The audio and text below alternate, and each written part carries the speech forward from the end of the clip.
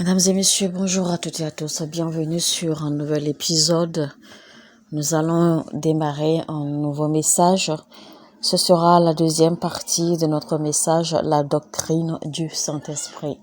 La doctrine du Saint-Esprit, deuxième partie, toujours avec l'apôtre Michael Orobo. Il faut souligner rapidement au passage que nous avons développé dans la première partie ce que c'est que le Saint-Esprit et nous avons souligné qu'il fallait savoir que le Saint-Esprit est une personnalité.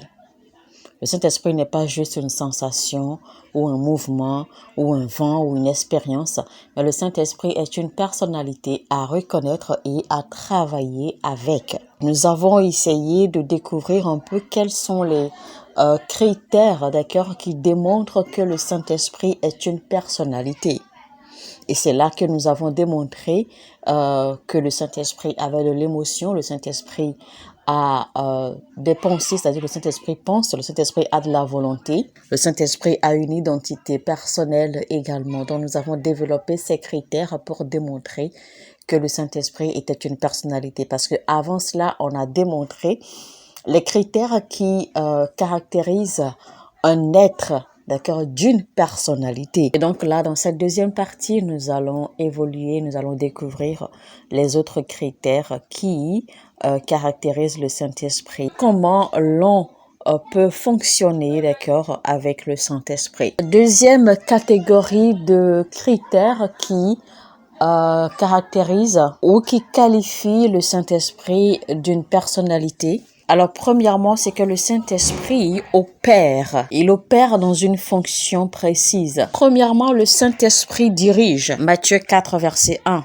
La Bible dit que le Saint-Esprit, l'Esprit dans le désert pour être tenté par le diable. Deuxièmement, le Saint-Esprit enseigne.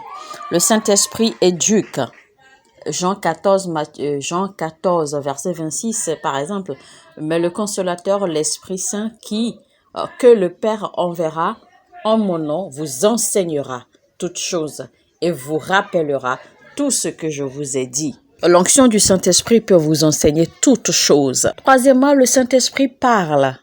Le Saint-Esprit communique. Le Saint-Esprit parle, acte 13, 2. Mettez-moi à part Barnabas et Saul pour l'œuvre à laquelle je les ai appelés. Quatrièmement, le Saint-Esprit travaille. C'est-à-dire que le Saint-Esprit œuvre. On va lire 1 Corinthiens 2, 11. Lequel des hommes, en effet, connaît les choses de l'homme, si ce n'est l'Esprit de l'homme qui est en lui? De même, personne ne connaît les choses de Dieu, si ce n'est l'Esprit de Dieu. Ce verset nous démontre que le Saint-Esprit œuvre.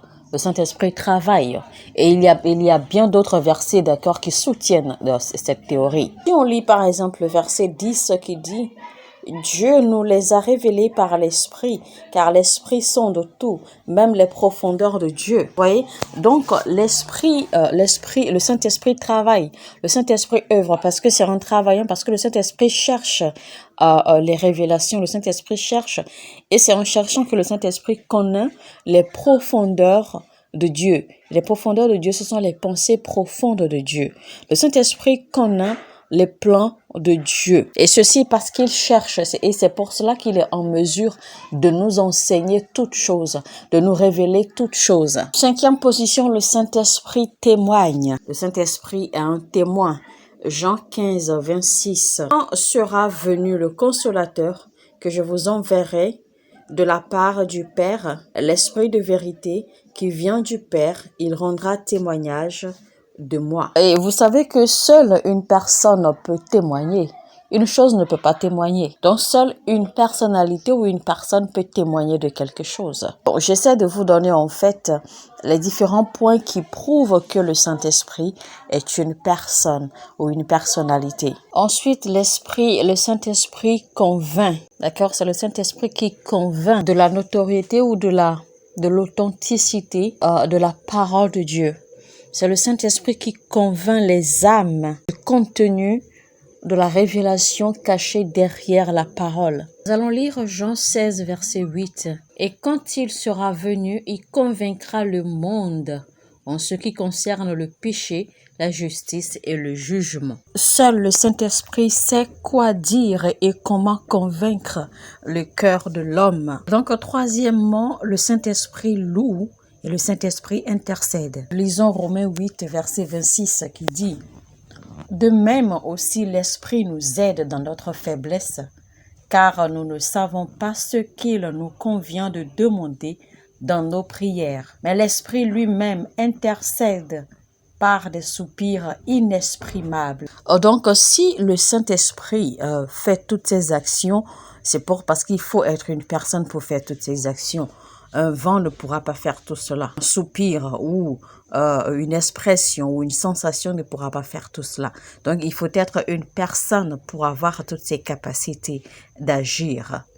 Donc, voilà les raisons pour lesquelles nous disons, nous soutenons que le Saint-Esprit est une personne. Et le Saint-Esprit est une personne parce que, rappelez-vous, le Saint-Esprit fait partie de la Trinité. Le Saint-Esprit est la troisième personnalité dans la Trinité divine. Le Père est une personnalité. Le Fils est une personnalité, le Saint-Esprit est une personnalité. Et le Saint-Esprit a son identité personnelle différente, d'accord, de par ses manifestations, de par ses actions. Mais cela ne le rend pas différent, d'accord, en matière de divinité du Père ni du Fils, puisque les trois font un. Mais les trois diffèrent seulement en manifestation. Alors, la troisième dimension qui démontre que le Saint-Esprit est une personne, c'est qu'on adresse le Saint-Esprit en utilisant des pronoms indicatifs ou des pronoms personnels. Vous savez, la Bible indique le Saint-Esprit en le nommant lui ou bien il. Donc, le Saint-Esprit, la Bible indique le Saint-Esprit avec le pronom il.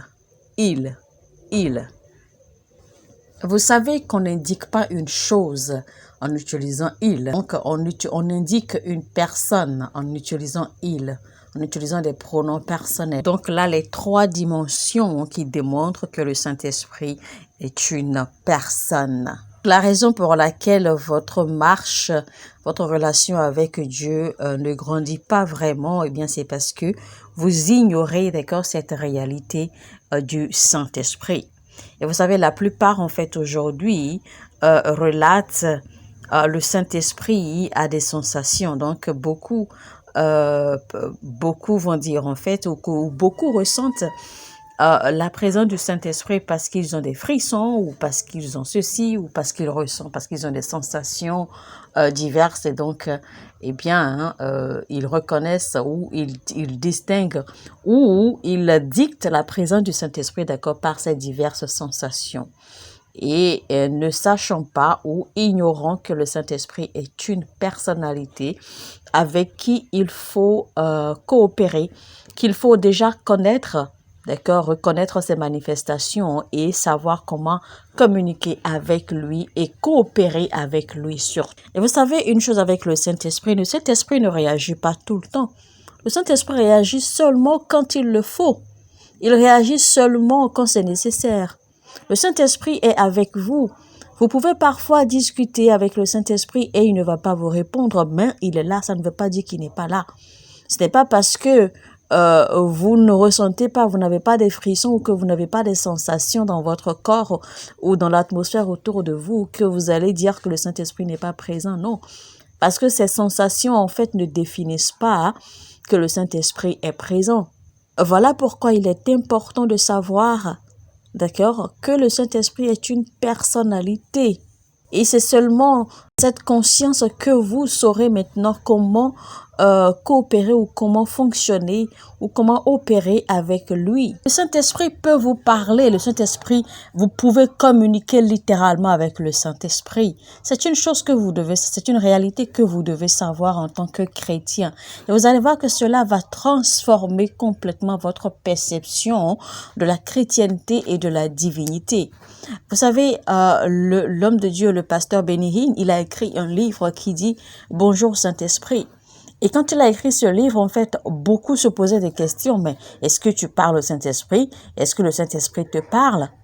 Mais ceux qui ont lu ce livre, en fait, ont été transformés parce que ce livre a impacté, a transformé beaucoup de personnes.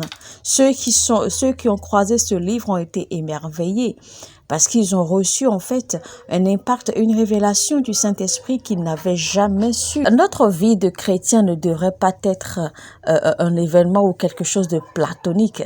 Notre vie en tant que chrétien devrait être quelque chose de dynamique et de pratique avec la divinité. Quand vous voyez des chrétiens qui marquent le monde, d'accord, qui font des choses merveilleuses, eh bien, ne pensez pas que ce sont des gens qui ont plusieurs têtes. Ils n'ont pas plusieurs têtes, ils n'ont pas plusieurs intelligences. Mais cela dépend, d'accord, de la profondeur de la relation qu'ils ont eu à développer avec le Saint-Esprit. Le Saint-Esprit va vous parler, va vous souffler des choses. Le Saint-Esprit va vous montrer des choses. Le Saint-Esprit peut même vous toucher. Cela dépend de la relation que vous avez développée avec lui et de la profondeur de la relation que vous avez développée avec lui. C'est seulement ça qui va ouvrir le portail pour vous permettre de le ressentir, d'accord, littéralement comme il le faut normalement. Le Saint-Esprit connaît toutes choses. Il maîtrise les profondeurs des pensées, des désirs, des plans du cœur de l'Éternel. Le Saint-Esprit connaît la profondeur, d'accord, des réalités spirituelles.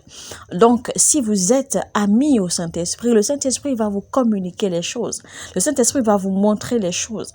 Le Saint-Esprit vous dira quoi faire et quoi ne pas faire au moment où il le faut. Le Saint-Esprit vous guidera, il vous orientera. Le Saint-Esprit vous suivra pas à pas dans la réalisation de votre vie. Alors, dans la première partie de ce message, nous avons annoncé les différentes dimensions du Saint-Esprit que nous allons étudier, que nous allons découvrir. Alors, la première dimension du Saint-Esprit, c'est que le Saint-Esprit est divinité. Le Saint-Esprit est Dieu. Et donc, nous allons tout de suite démarrer, d'accord, notre développement sur les différentes dimensions du Saint-Esprit. Alors, le Saint-Esprit est Dieu. Avant d'évoluer, je vais rapidement vous annoncer qu'il y a trois qualités essentielles qui font de Dieu Dieu. En fait, je vais citer ces qualités, d'accord, pour vous montrer en fait pour vous montrer le lien entre ces qualités et le Saint-Esprit. Et nous allons alors déduire de là comment le Saint-Esprit est Dieu. Alors, premièrement, il y a les qualités essentielles de Dieu. Deuxièmement, il y a les qualités morales. Troisièmement, il y a les offices de Dieu. Alors, quand on prend ces qualités essentielles, premièrement, il y a le critère de l'éternité. Dieu est éternel. Deuxième critère, Dieu ne change pas, il existe par lui-même.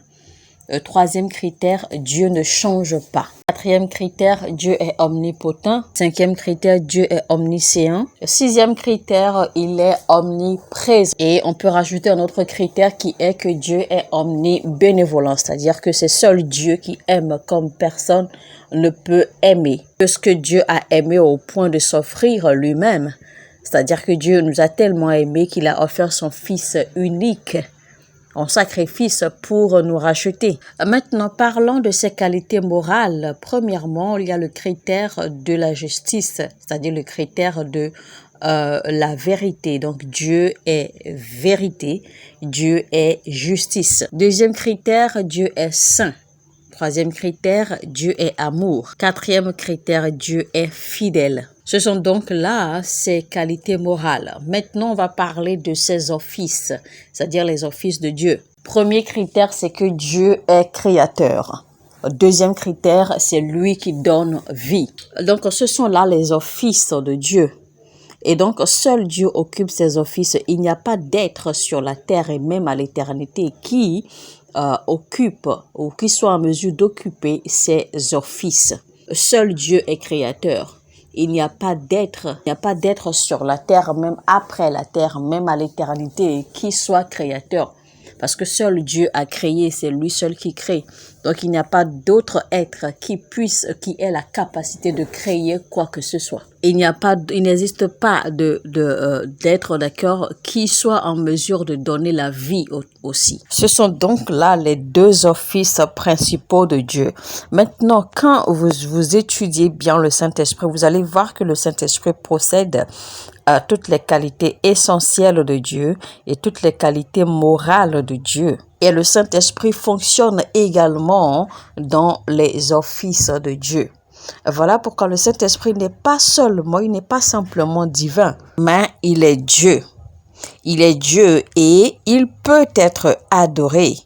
En fait, on devrait l'adorer. Alors, première qualité qui parle de l'éternité. Donc, le Saint-Esprit est éternel. On va lire Hébreux verset 9. On va lire Hébreux chapitre 9, verset 14. Combien plus le sang de Christ, qui par un esprit éternel s'est offert lui-même sans tache à Dieu, purifiera-t-il votre conscience des œuvres mortes afin que vous serviez le Dieu vivant. Une autre qualité du Saint-Esprit et de Dieu qu'on va voir, c'est son omnipotence. Alors, le Saint-Esprit, il est omnipotent. Ça veut dire que le Saint-Esprit peut accomplir tout ce qui est impossible ou tout ce qui semble impossible. Prenons par exemple le mystère derrière la naissance de Christ, le mystère derrière. Considérons l'histoire derrière le mystère de la conception de la Vierge Marie, d'accord, qui a donné naissance au Christ. Eh bien, voilà des événements qui sont quasi impossibles. Donc, quelque chose que seul Dieu, d'accord, peut accomplir. Et vous allez voir dans Luc 1, 35, il est écrit, l'ange répondit, le Saint-Esprit viendra sur toi et la puissance du Très-Haut te couvrira de son ombre. C'est pourquoi le saint enfant qui naîtra de toi sera appelé fils de Dieu.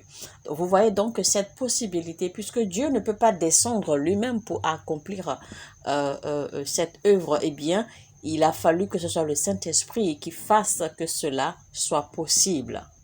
Voyez-vous? Donc, le Saint-Esprit est aussi omnipotent comme Dieu est omnipotent. Donc, à travers le Saint-Esprit, tout ce qui est impossible ou paraît impossible, eh bien, est rendu possible. À travers le Saint-Esprit, eh bien, la création est faite. OK? Voir en fait comment la Bible appelle le Saint-Esprit. La Bible l'a encore désigné la puissance du Très-Haut. Troisième qualité dont on va discuter, eh bien, c'est que le Saint-Esprit est omniscient.